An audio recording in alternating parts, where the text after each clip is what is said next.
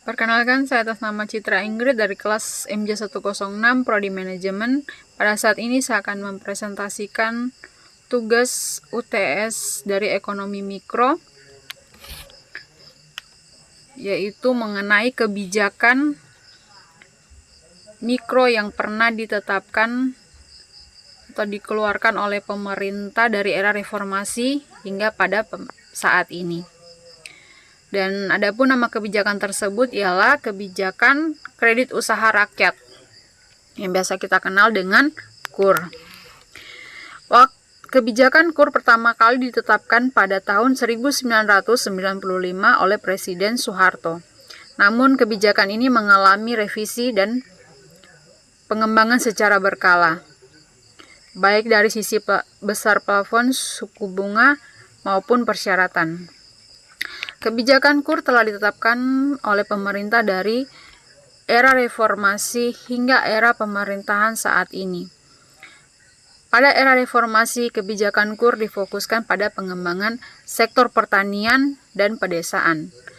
Dan pada era pemerintahan Joko Widodo, kebijakan KUR diperluas cangkupannya untuk mencakup semua sektor usaha, baik di wilayah perkotaan maupun di pedesaan.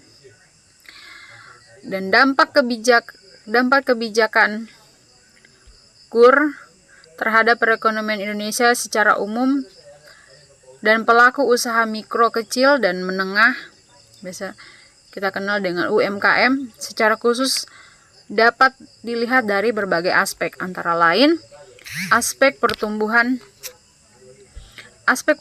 ekonomi. Kebijakan KUR telah terbukti mampu mendorong pertumbuhan ekonomi Indonesia. Hal ini terlihat dari peningkatan kontribusi UMKM terhadap PDB nasional. Pada tahun 2022, kontribusi UMKM terhadap PDB nasional mencapai 61,07%, meningkat dari 57,89% pada tahun 2021. Kemudian pada aspek penyerapan tenaga kerja. Aspek penerapan tenaga kerja, kebijakan KUR juga telah terbukti mampu menyerap tenaga kerja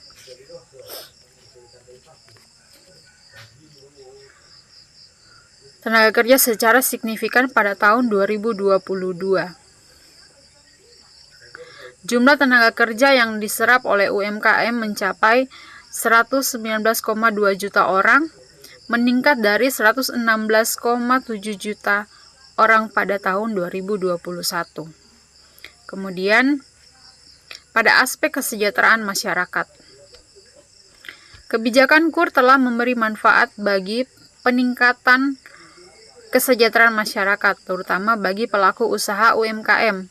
Hal ini terlihat dari peningkatan pendapatan pelaku usaha UMKM pada tahun 2022. Rata-rata pendapatan pelaku UMKM mencapai 200 juta per tahun, meningkat dari 180 juta per tahun pada tahun 2021.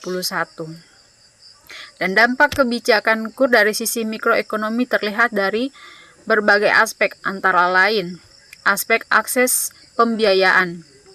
Kebijakan KUR telah meningkatkan akses pembiayaan bagi pelaku usaha UMKM.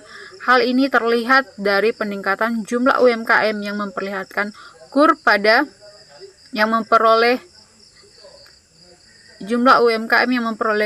tahun 2022.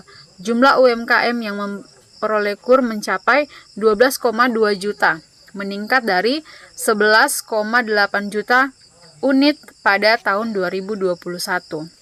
Kemudian pada akses biaya pembiayaan, kebijakan KUR telah menurunkan biaya pembiayaan bagi pelaku usaha UMKM. Hal ini terlihat dari penurunan suku bunga KUR pada tahun 2022.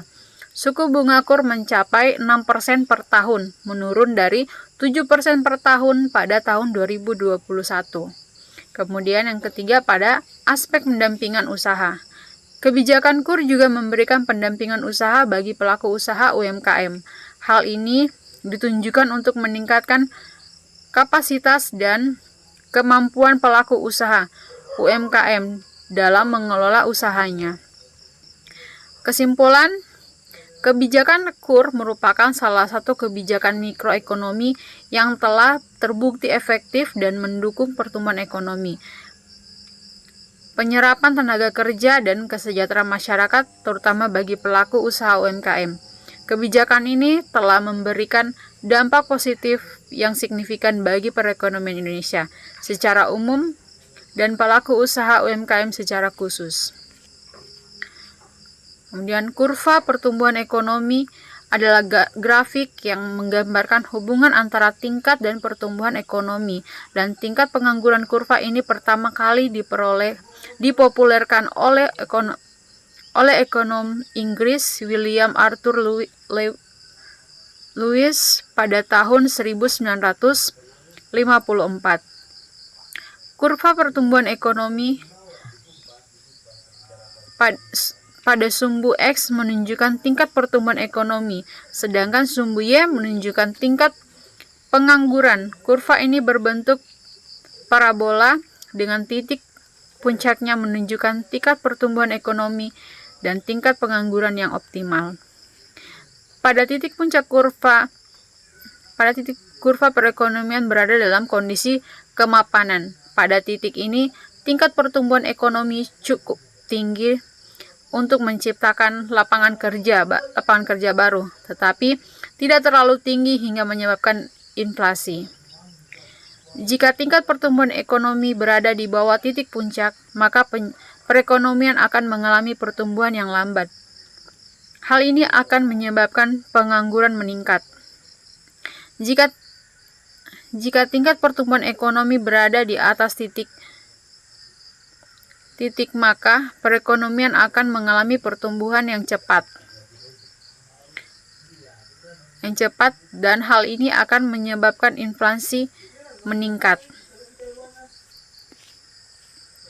Faktor-faktor yang mempengaruhi kurva pertumbuhan ekonomi antara lain investasi. Investasi merupakan salah satu faktor utama yang mendorong pertumbuhan ekonomi. Investasi dapat meningkatkan kapasitas produk hingga dapat menciptakan lapangan kerja baru. Teknologi dapat mendorong pertumbuhan ekonomi.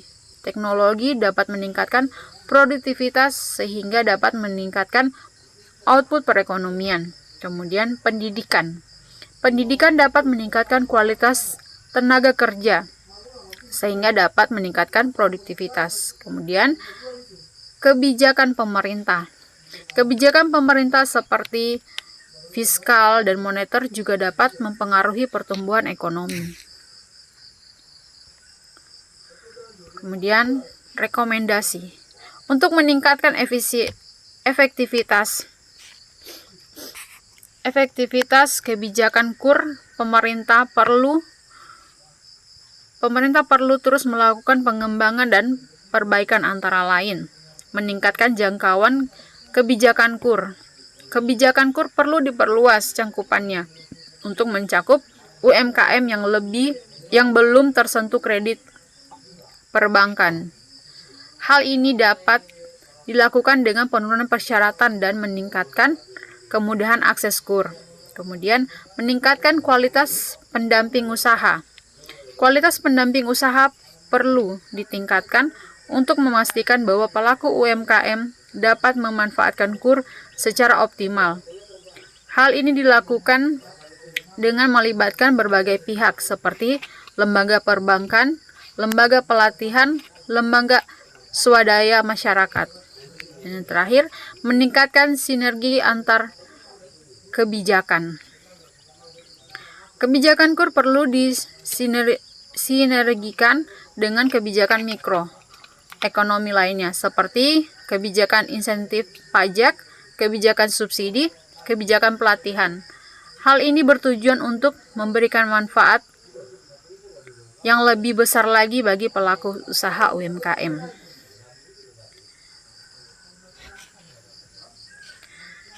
Dan demikianlah presentasi dari saya.